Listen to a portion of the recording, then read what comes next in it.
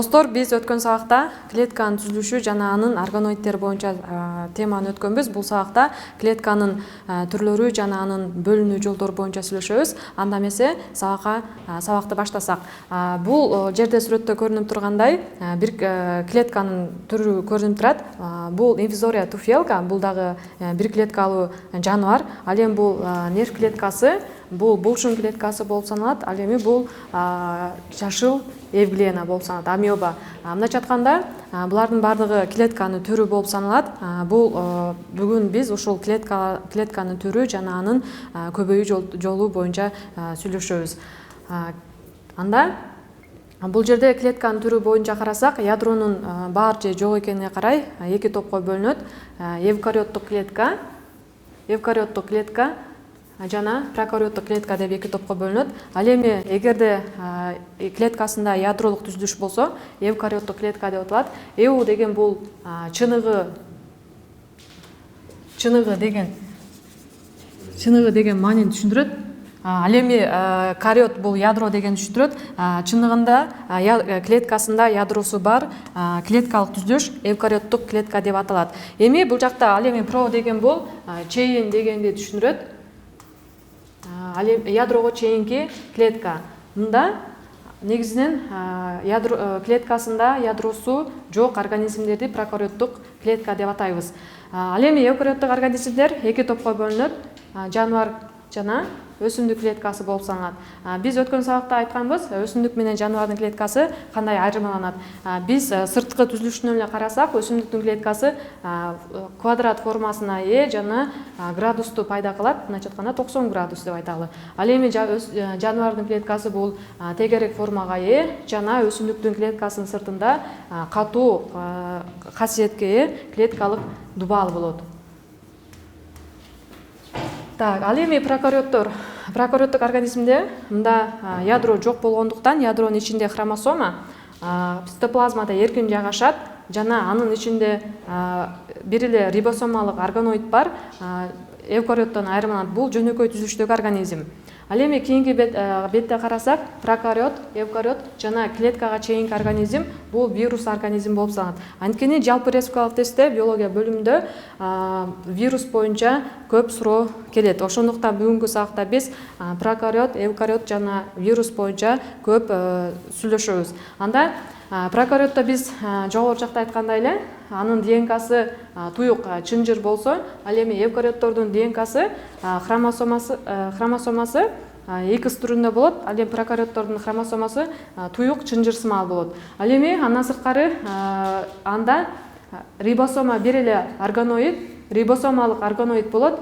Ал эми эвкариоттук клеткада бардык органоиддер бар. Митохондрия, Голжи аппараты, рибосома, лизосома органоиддер болот. Ал эми прокариотто бир гана рибосомалык түзүлүш бар. Рибосоманын кызматы мындайча айтканда биологду синтездөө болуп саналат. Жалпылап айтканда биолог бул тирүү организмдердин ичинде эң маанилүү биологиялык зат болуп саналат. Ал эми бул презентацияда дагы бул жерде дагы бактерия боюнча дагы жалпы республикалык тестте көп суроо келет. Сианобактерия боюнча бул бактериялардын ичинен ушул гана бактерияда фотосинтез процесси жүрөт. Сианобактерия менен өсүмдүктүн окшоштугу бул өсүмдүктө жана бактерияда дагы фотосинтез процесси жүрөт. Ошондуктан тестте сөзсүз сианобактериясы келет. Эгерде сианобактерия келсе, ал сөзсүз анда фотосинтез процесси жүрөт. Жана андан сырткары бактериялар анаэробтук организм болуп саналат. Анаэроб дегенде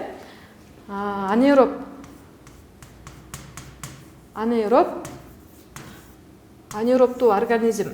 Анаэроб айыр деген мындайча айтканда аба дегенди түшүндүрөт. Мындайча айтканда кычкылтексиз чөйрөдө жашаган организмдерди биз анаэробтук организмдерди болуп саналат.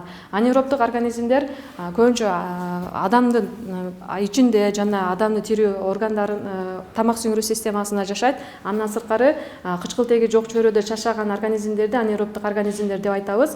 Анаэробдук организмдер тирүү организмдердин ичинен эң алгач, эң биринчи пайда болгон организмдерди айтабыз. Теманы канчалык түшүнгөнүңөрдү биз ушул жерде бир нече эки суроо менен жыйынтыктасак, биринчи суроо төмөндөгүлөрдүн кайсы биринде фотосинтез процесси жүрөт? Бул А вариантында жашыл бакада, бака бул жаныбар болуп атат. Амеба бул бир клеткалуу жаныбар болуп саналат. Ал эми цианобактерия биз жогору жакта айттык. Жана андан сырткары россиянка өсүмдүгү. Биз бул суроого жооп бериш үчүн биз ар бир варианттагы тирүү организмдер кандай жашоо процесске ээ ошону так түшүнүшүбүз керек.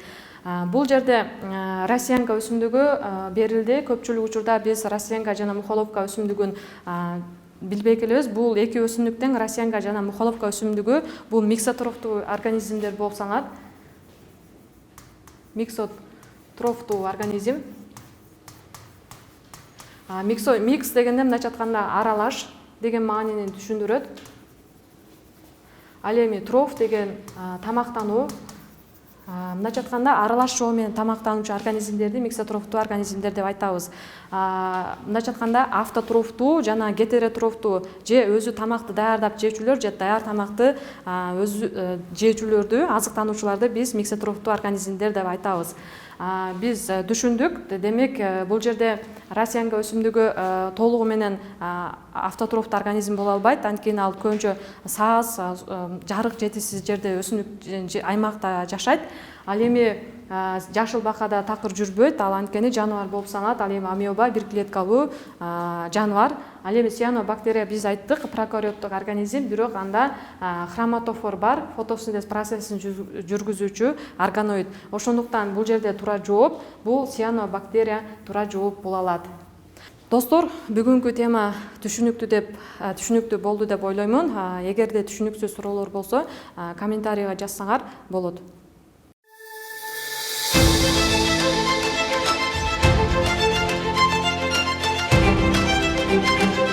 Thank you.